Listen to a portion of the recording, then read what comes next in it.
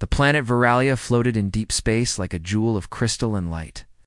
Its cities were made of glowing towers and silent streets. Every Verelian lived by logic, order, and control.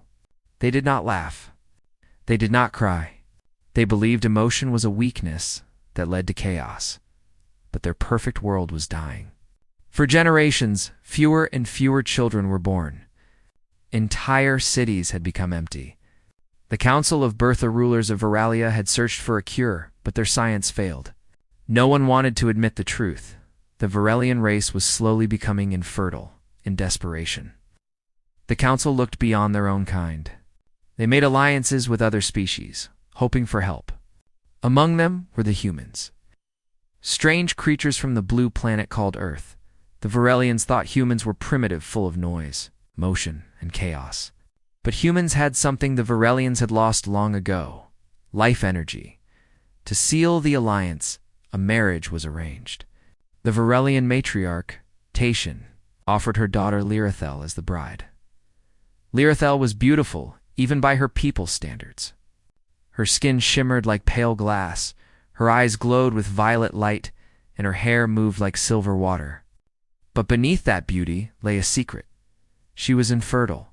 In her world, infertility was the greatest shame. To be infertile was to be considered defective. When Tatian arranged the marriage, Lyrithel felt betrayed. "You are giving me away to a lesser species," she said coldly. "This is politics, not love," her mother replied. "Our people must survive, and if I do not wish to marry him, you will obey. It is your duty to Veralia."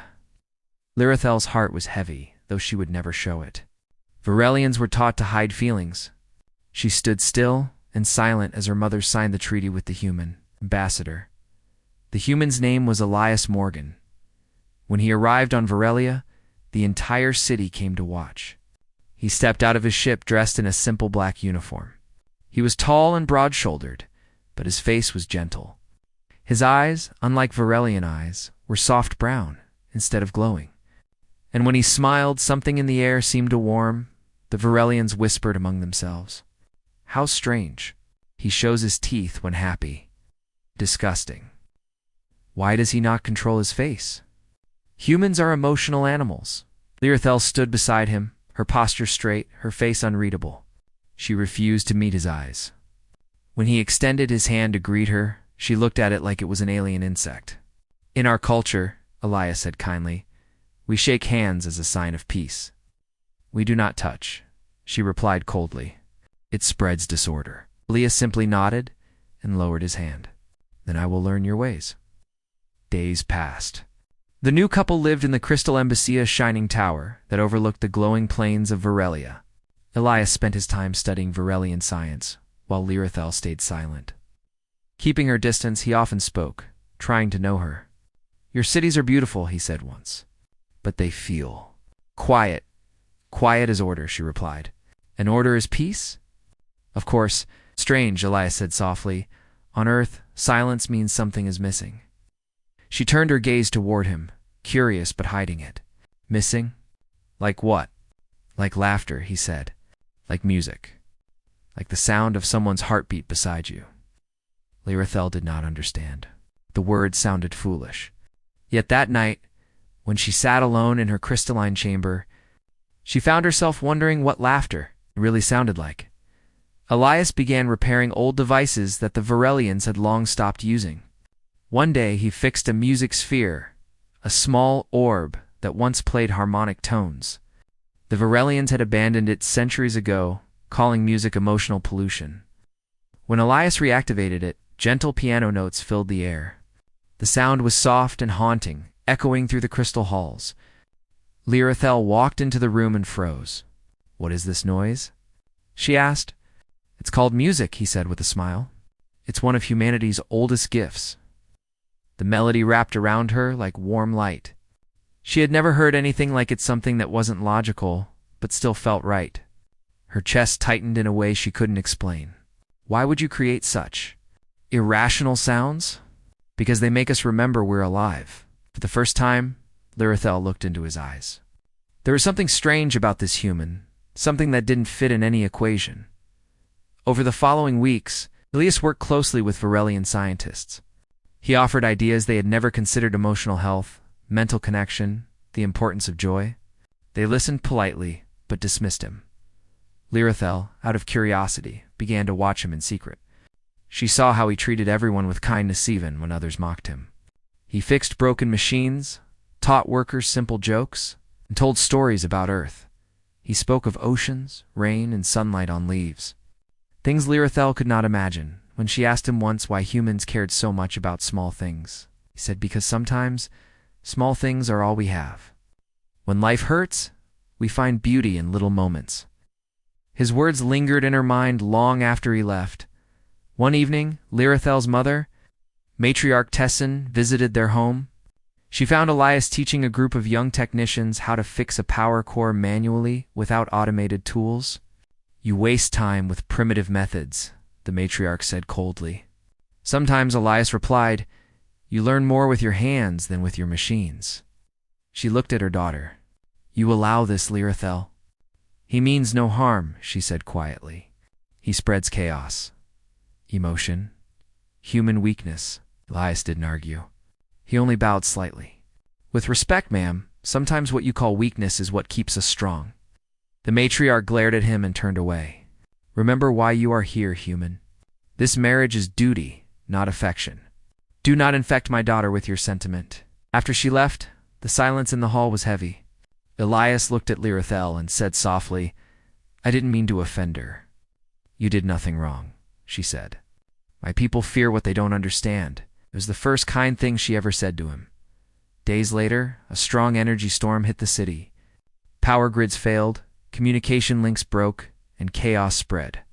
The Varelians, unused to uncertainty, panicked. While others hid, Elias went outside to help. He climbed the energy towers, fixing connections by hand. Lirathel followed him, terrified but determined. She watched him fight through the lightning wind, his face set with courage. "You'll be burned," she shouted. "Then stand back and tell me where to connect the wires." He yelled back with a grin. They worked together until the lights of the city came back on. When it was over, Elias's hands were burned, but he smiled. "See, teamwork," he said. "You risked your life for a machine," she whispered. "No, for your people." Something inside her shifted. For the first time, she felt a warmth she couldn't explain. That night, when he sat by the window nursing his burned hands, she brought him a small vial of healing gel. "This will help," she said quietly. "Thank you, Lirathel." He looked at her gently. "You know, you don't have to be perfect all the time." "Perfection is what keeps us alive," she said. "Or what kills you slowly," he murmured. She didn't answer. She only looked out the window. The city glowed again, bright and alive, but for the first time, she noticed the stars, countless lights, shining far away. She wondered if somewhere, one of them was Earth, and for the first time in her long, quiet life, she wanted to see it. The Varelians whispered about the human who had risked his life to save their city. Some called him reckless. Others called him brave. But for Lirathel, Elias Morgan was no longer just a stranger. He had become something far more complicated, a puzzle she wanted to understand. Elias never spoke about his pain. His burned hands healed slowly, and Lirathel often found him repairing the machines again, humming a tune under his breath. Sometimes she would pause near him, pretending to study a screen, but really just listening. The sound of his quiet humming touched something deep inside her. It was calm, gentle, and alive. One morning, as light poured through the crystal walls, Elias asked her to help him with a translation. "These old Varelian research logs," he said, spreading the holographic tablets on the table. "I think there's something hidden in them." Lirathel frowned. "Hidden? Our data has no secrets." "Maybe not to your eyes," he said with a grin, "but maybe to your hearts." She didn't understand what he meant, but agreed to help. For many days, they worked side by side, reading through generations of biological records. The data was cold numbers, gene patterns, charts. Yet as Elias studied it, he began to see something different. He noticed that thousands of years ago, The Varelians had been far more emotional. The early records described festivals, songs, and even love bonds. But over time, the scientists had removed those unstable traits from their genes. "You didn't just lose fertility," Elias said one day. "You lost feeling. You silenced your own biology." "That is evolution," she replied automatically. "No," he said softly. "That's fear pretending to be progress." She looked at him sharply, but couldn't argue. His words felt true. That evening, Lirathel went to the city's old archives. Deep inside the vaults, she found a small crystal tablet covered in dust. It was her ancestors' diary, a rare thing. Because personal emotion was banned centuries ago, when she activated it, a soft voice filled the air. It was the voice of a Varelian woman from a forgotten time. "Our children are fewer each year. I feel sorrow, but the council says sorrow is weakness. Still, I cannot stop the tears. If feeling is weakness, then I wish to be weak forever." Lirathel froze. The words were simple, but they pierced her heart. She realized her people had not evolved. They had erased themselves. She brought the tablet to Elias. "You were right," she said. "We were not always like this." "Then maybe," he said, "your cure is not in the genes but in what you lost." Elias proposed an experiment. Using human neuroscience, he designed a small device that could measure emotional responses. He called it the resonator. "If emotions really affect biology," he explained, "then we should be able to detect changes in your body when you feel something." Lirathel hesitated. "But we do not feel. Then maybe it's time to start." He asked her to remember anything from her past, something that had once moved her. She tried, but her mind was silent. Then she remembered the storm, the moment Elias had smiled at her through the lightning, as the memory replayed in her mind. The resonator glowed faintly. Her pulse quickened, her breath changed, and a soft warmth filled her chest. Elias stared at the readings. "It's working." Lirathel touched her chest. "It feels strange." "That's called emotion," he said. "Don't run from it." For the first time, she smiled awkwardly. Uncertainly, but genuinely. Over the next weeks, Lirathel practiced feeling. She listened to music, laughed at Ilias's strange Earth jokes, and even cried once when they watched an old recording of a human child's laughter. Each time she felt something new, Elias recorded data. Her body was changing, her cells were more active, her energy signature brighter. He realized her biology was responding to emotion the way plants respond to sunlight. When he shared his results with the Varelian scientists, they dismissed him. "Emotions cannot cure infertility," they said. "You bring unscientific chaos." Even the matriarch, her mother, refused to listen. "My daughter is not your experiment human," she said coldly. "With respect, ma'am," Elias answered, "your daughter is the key to your people's future." Her eyes narrowed. "You overstep your place." After she left, Lirathel felt torn. She respected her mother, but she also believed in Elias. "She will never understand," she said quietly. "Maybe she doesn't have to," Elias replied. "Maybe you'll show her." Late one night, Lirathel awoke from a strange dream. In the dream, she stood in a garden filled with light.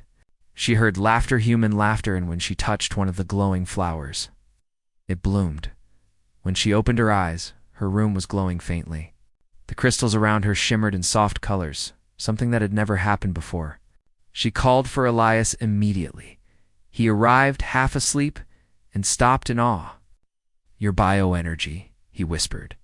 "It's changed." He ran a quick scan and stared at the results. Her dormant reproductive cells, silent since birth, were showing signs of renewal. "This is impossible," she said, her voice shaking. "No," Elias said, smiling softly. "It's human." Word of the event spread quickly. The council summoned them both. "You claim emotion restores fertility?" the council leader said in disbelief. "I don't claim it," Elias replied. "I proved it." The council members murmured angrily. They called his methods dangerous, even heretical. "We will not allow chaos to return to Varelia," they said. "Your emotions are a disease." Lirathel stepped forward. Her voice, once cold and mechanical, now trembled with feeling. "No," she said.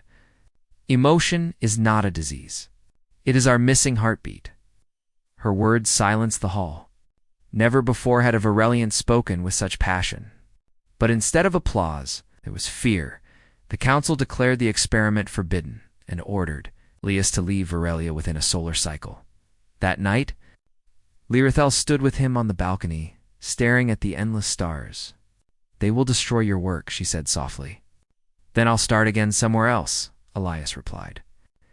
"That's what humans do, we start again." She turned to him. "You changed me." "No," he said gently. "You changed yourself. I just showed you where to look." There was silence between them, warm and full of things neither could say. The night air glowed faintly around her, as if the planet itself was waking up below. In the distant city, some crystals began to shine in soft colors like echoes of her own awakening. The change was spreading. The matriarch watched from her tower. Her daughter stood beside a human, glowing with life. For a moment, something inside her stirred a feeling she hadn't known in centuries. Pride, fear, love. She whispered to herself, "What have I done?" She ordered her guards to bring Elias to her. When he entered the grand chamber, she looked at him in silence for a long time. "You have done what our greatest minds could not," she said quietly. "I only reminded your daughter that she's alive," he answered. She studied him carefully.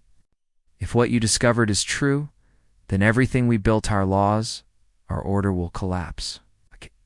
"Maybe," Elias said. "But maybe it will finally live." The matriarch turned away. Her heart ached in ways she didn't understand. For the first time, she wondered what it meant to feel. Later that night, Lirithel came to her mother's chamber.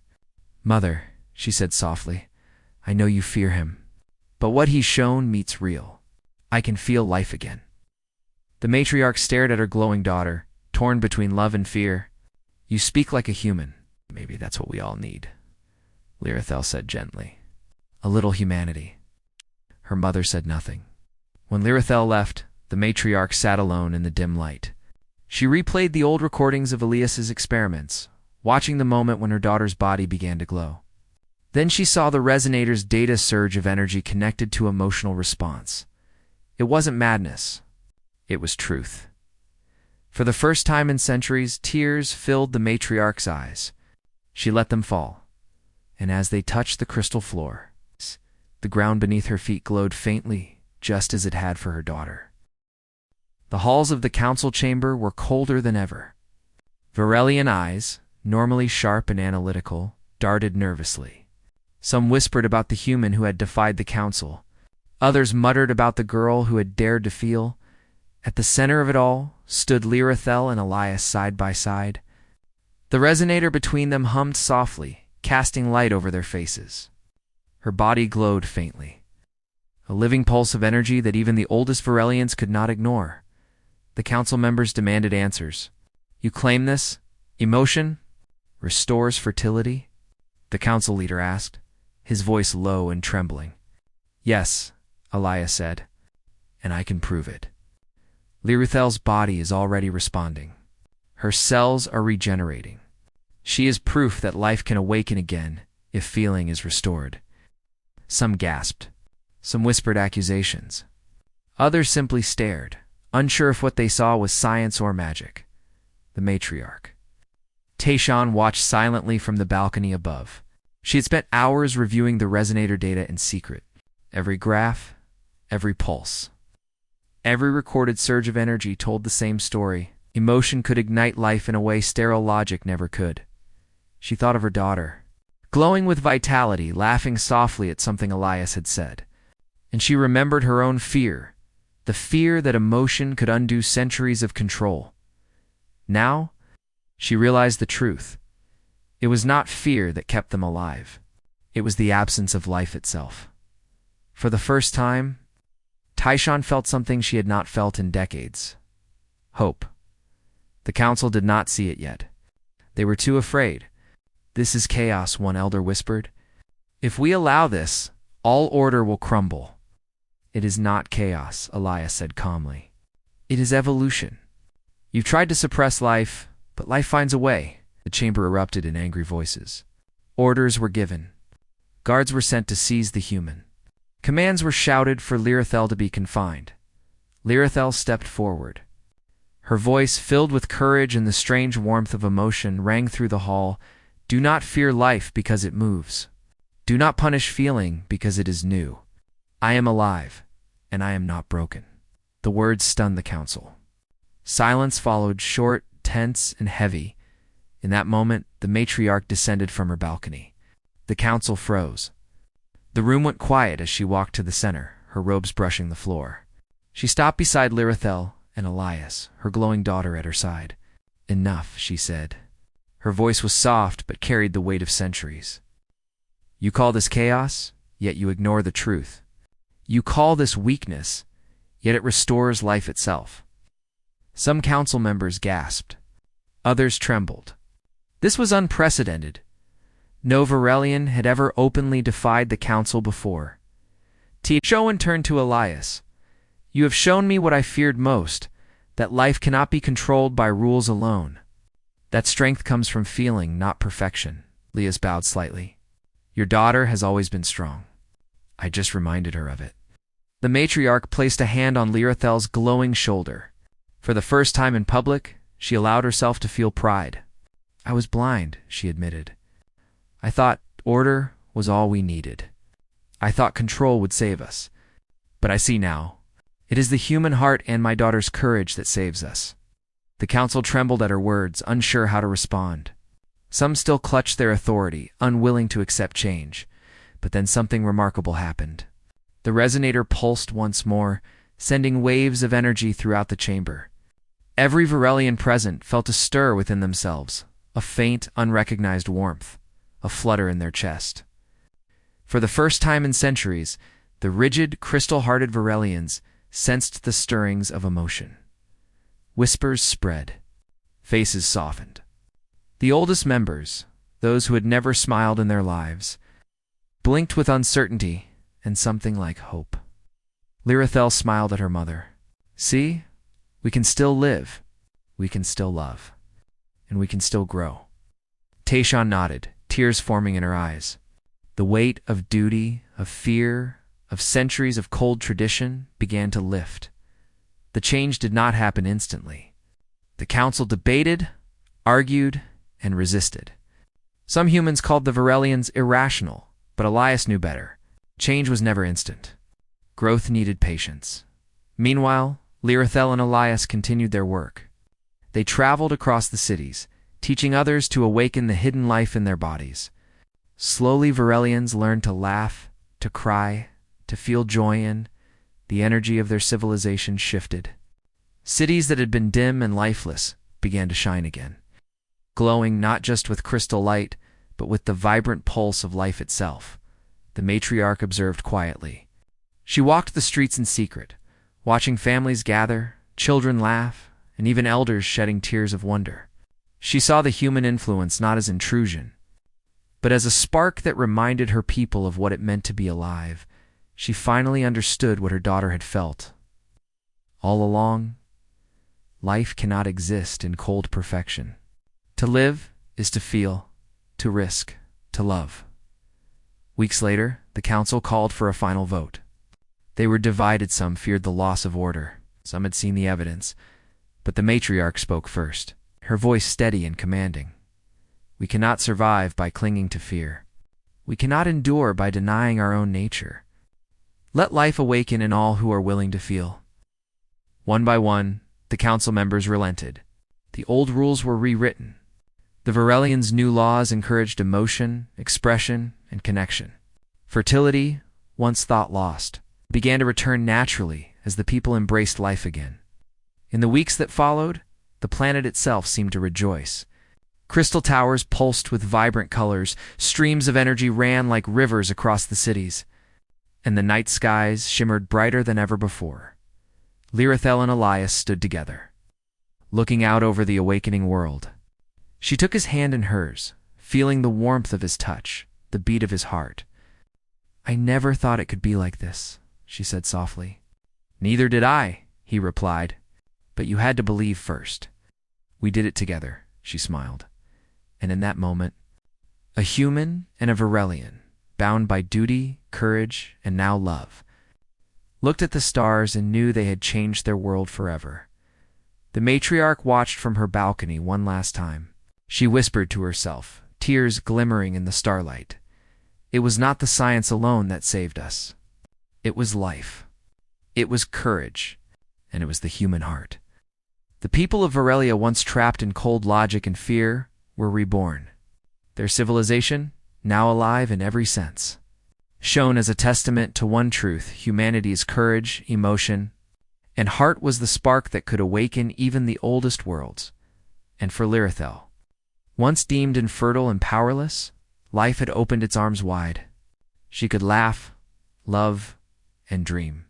She could feel, and in feeling, she had given her entire people a chance to live.